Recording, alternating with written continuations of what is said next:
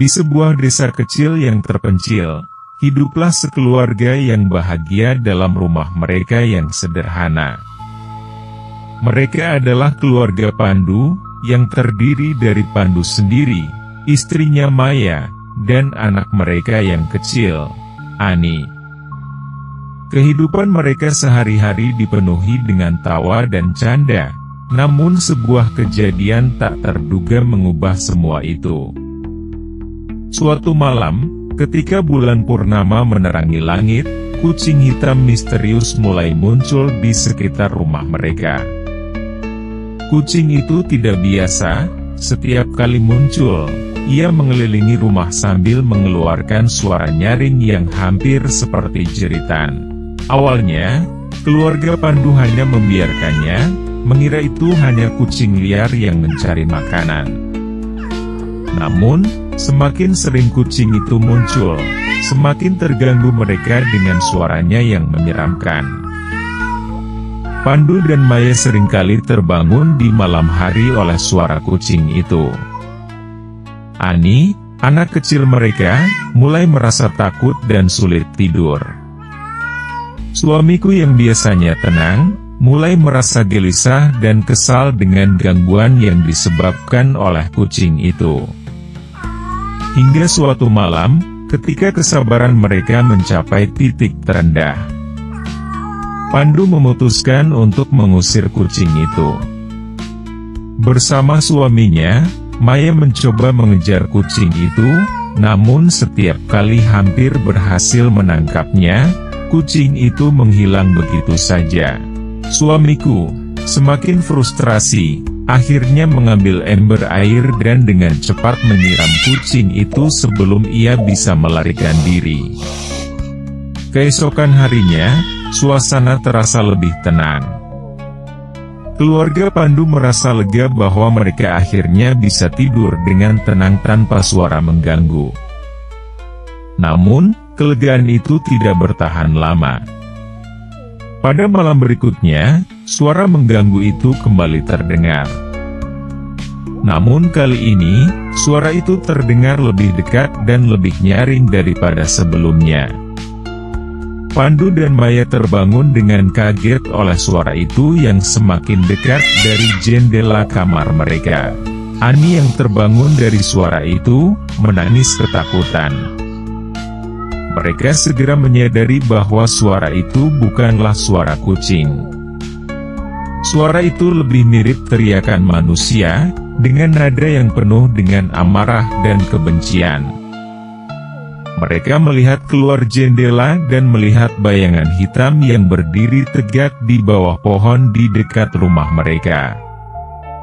Tanpa mereka sadari, dengan menyiram kucing hitam itu dengan air, mereka telah mengganggu sesuatu yang jauh lebih kuat dan jahat dari sekadar kucing liar. Senja menjelang, cahaya emas merayap perlahan-lahan di atas desa kecil tempat keluarga Pandu tinggal. Ani, gadis kecil berusia 6 tahun, masih asyik bermain di halaman rumah mereka yang terbuka. Dia tertawa riang mengejar kupu-kupu yang berterbangan di sekitar bunga-bunga yang bersemi. Pandu, ayahnya, sibuk memperbaiki motor tua di garasi kecil di samping rumah. Maya, ibunya, tengah sibuk mengatur bumbu-bumbu yang harum untuk masakan malam mereka di dapur. Namun, ketika matahari hampir tenggelam, sebuah hembusan angin tiba-tiba menerpa mereka. Angin itu tidak seperti biasanya, dingin menusuk hingga ke tulang. Pandu yang tengah fokus pada pekerjaannya terkejut oleh sensasi tidak wajar ini. Ia mengangkat kepalanya dan menatap langit yang mulai memerah. Seolah ada sesuatu yang tak biasa, Pandu merasa khawatir. Ia melihat Ani yang masih bermain dengan semangat di halaman dan segera menghampirinya. "Ani, sayang, ayo masuk ke dalam rumah. Anginnya terlalu dingin untuk bermain di luar," ucap Pandu. Ani menoleh dengan senyum cerah di wajahnya. Tapi ayah, aku belum selesai mengejar kupu-kupu. Pandu tersenyum tipis. Kupu-kupu lain waktu saja, sayang. Sekarang sudah sore, waktunya istirahat. Ani mengangguk patuh dan mengikuti ayahnya masuk ke dalam rumah. Namun, kekhawatirannya masih mengganjal. Ia berharap hanya kekhawatiran biasa seorang ayah yang melindungi anaknya. Setelah maghrib menjelang, suasana di dalam rumah mulai tenang. Pandu dan Maya duduk di ruang tamu, menunggu makan malam yang seharusnya menyenangkan. Namun, suasana tenang itu terganggu oleh suara Ani yang mulai merintih. Maya yang sedang mengaduk masakannya segera menoleh dengan ekspresi khawatir. "Ani, sayang, apa yang terjadi?" tanya Maya sambil mendekati anaknya. Ani duduk lemas di sofa kecil, wajahnya pucat dan dahinya berkerut karena demam yang tinggi. "Aku merasa tidak enak, Ibu. Tubuhku panas sekali." Maya dan Pandu bertukar pandang, khawatir melanda hati mereka. Tanpa ragu lagi, mereka segera membawa Ani ke pusat kesehatan desa. Di sana, dokter desa dengan cermat memeriksa Ani dan memberikan perawatan yang diperlukan. Setelah pemeriksaan yang teliti, dokter menyimpulkan bahwa Ani mengalami demam tinggi yang disebabkan oleh infeksi yang mungkin disebabkan oleh perubahan cuaca yang mendadak dan ekstrim tadi sore. Pandu dan Maya duduk di luar ruangan dokter, hati mereka berdebar-debar menunggu kabar dari anak mereka yang mereka cintai. Pandu tidak bisa menahan diri untuk tidak merenungkan angin tadi sore yang tiba-tiba dan dingin. Apakah itu memiliki kaitan dengan apa yang menimpa Ani? Ketika dokter akhirnya keluar dengan senyum lembut di wajahnya, hati mereka lega. Ani akan baik-baik saja, meskipun perlu beberapa hari istirahat dan perawatan. Malam itu, mereka kembali ke rumah dengan perasaan lega. Pandu memeluk Ani dengan penuh kasih sayang, berterima kasih bahwa mereka bertiga bisa bersama-sama lagi dalam kehangatan rumah mereka. Tengah malam yang sunyi, ketenangan di rumah keluarga Pandu terganggu oleh tangisan keras Ani yang memecah kesunyian. Suara itu penuh dengan ketakutan dan kepedihan, memanggil-manggil orang tuanya dalam keadaan kebingungan dan sakit. Pandu dan Maya segera terbangun dari tidur mereka, hati mereka berdebar kencang ketika mereka melihat Ani terbaring di tempat tidurnya, keringat mengucur deras dari tubuh kecilnya yang bergetar. Ani menangis sekuat tenaga, matanya berkaca-kaca oleh demam yang kembali membara lebih tinggi dari sebelumnya. Tubuhnya menggigil tak terkendali, dan dia mulai mengigau dengan suara yang penuh kebingungan dan marah. "Ayah, kenapa siram aku? Kenapa?" desis Ani dengan suara yang hampir tidak terdengar di tengah-tengah tangisannya. Pandu dan Maya saling pandang dengan kebingungan. Mereka tidak mengerti maksud dari kata-kata Ani yang terucap dalam keadaan delirium ini. Pandu mencoba mendekati Ani dengan hati-hati, mencoba menenangkan gadis kecilnya yang tampak menderita. "Ani, sayang, tenanglah. Kita semua di sini untukmu," ucap Pandu dengan suara lembut, meskipun kecemasan yang mendalam tergambar jelas di matanya. Maya mendekati mereka dengan langkah cepat, wajahnya pucat dan matanya berbinar cemas. Dia mengambil kain basah dari ember di samping tempat tidur Ani, dan dengan penuh kasih sayang membasuh wajah dan tubuh anaknya yang panas itu. Air dingin menyentuh kulit Ani, tetapi dia tidak bergerak. Hanya suara tangisannya yang memenuhi ruangan, memotong keheningan malam yang kian mencekam. Pandu mengambil botol obat yang diberikan oleh dokter dan mencoba menyuapkan sedikit air putih ke mulut Ani, berharap dapat memberikan sedikit bantuan dari penderitaan yang dialaminya.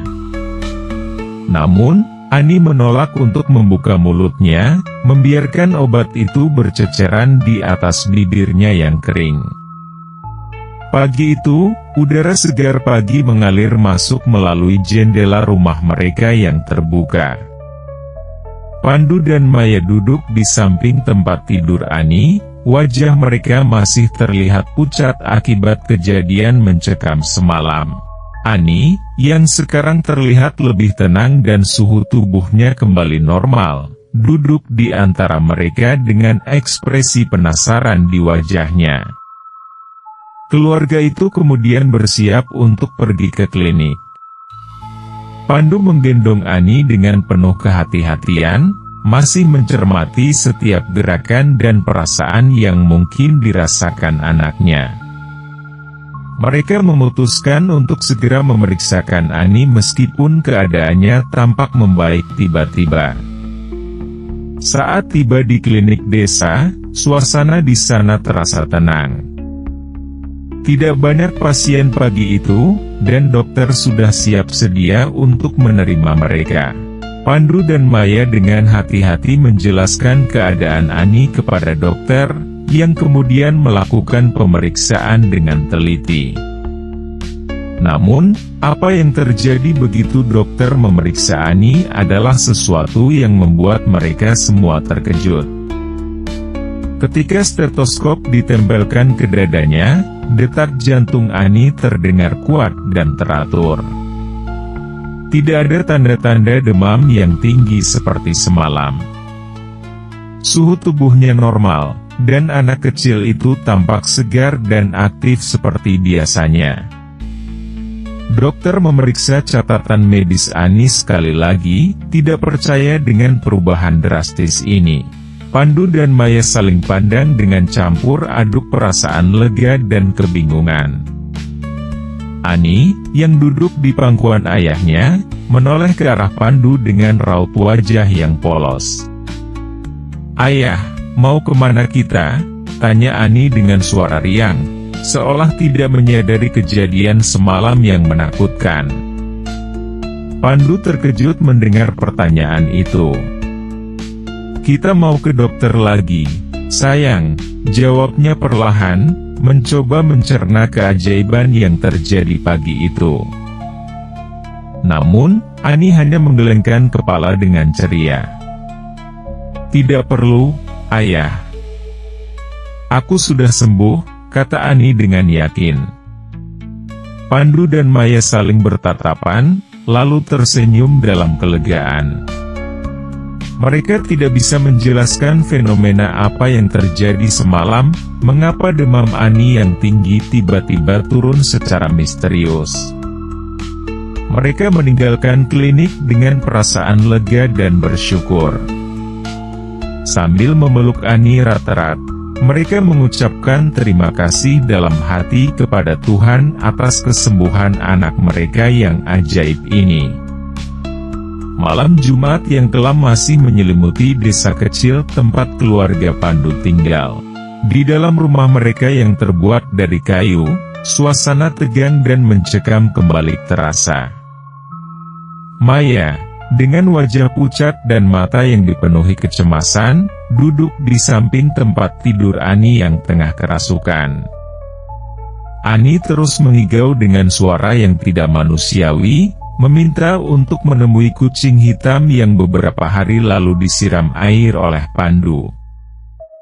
Pandu, ayah dari Ani, berdiri tegang di sebelah istrinya. Matanya melirik ke arah Ani dengan campuran rasa takut dan kebingungan.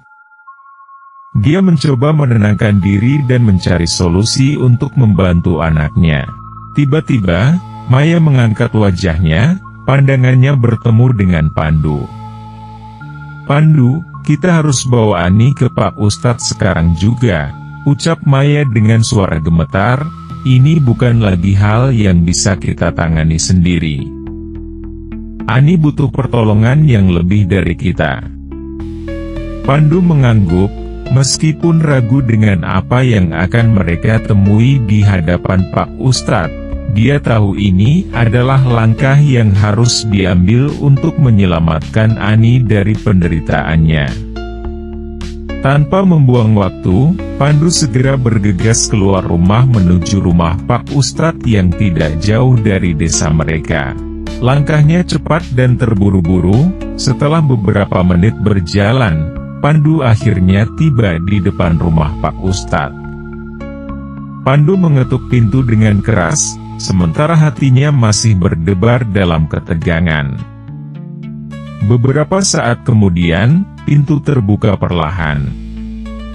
Pak Ustadz, seorang laki-laki berusia lanjut dengan tatapan tajam dan wajah tenang, muncul di ambang pintu.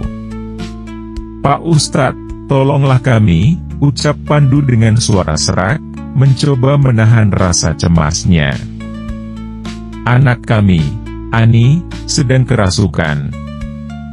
Kami tidak tahu apa yang harus kami lakukan." Pak Ustadz mengangguk mengerti. "Masuklah, Pandu. Kita akan berusaha membantu Ani," kata Pak Ustadz dengan suara yang tenang. Pandu mengikuti Pak Ustadz masuk ke dalam rumah. Pandu melihat Pak Ustadz duduk di tengah-tengah ruang yang sederhana. Tanpa menunda lebih lama, Pak Ustadz segera mulai membacakan ayat-ayat suci Al-Quran dengan hikmat. Suara lantangnya memenuhi ruangan. Pandu dan Maya, yang duduk di samping Ani yang masih dalam keadaan kesurupan, merasakan sebuah energi spiritual yang mengalir di sekeliling mereka. Perlahan-lahan, Ani mulai merespons. Matanya yang sebelumnya berkaca-kaca mulai menenangkan diri. Suara serak dan mengancamnya mulai mereda, digantikan dengan helaian napas yang tenang. Pandu dan Maya tidak bisa menyembunyikan kelegaan mereka melihat perubahan ini. Pak Ustadz melanjutkan pembacaannya dengan penuh ketekunan. Dia melibatkan Pandu dan Maya dalam doa-doa yang tulus untuk kesembuhan Ani.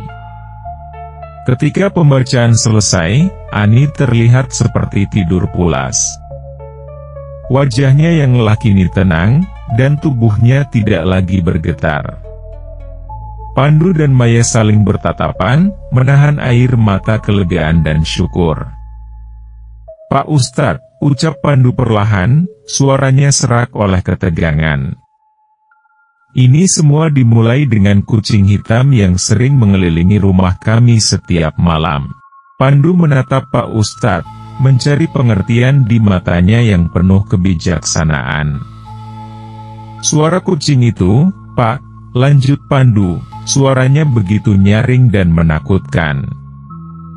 "Awalnya kami biarkan saja, tapi setelah beberapa malam, suara itu semakin mengganggu kami. Hingga pada suatu malam, saya menyiram kucing itu dengan air."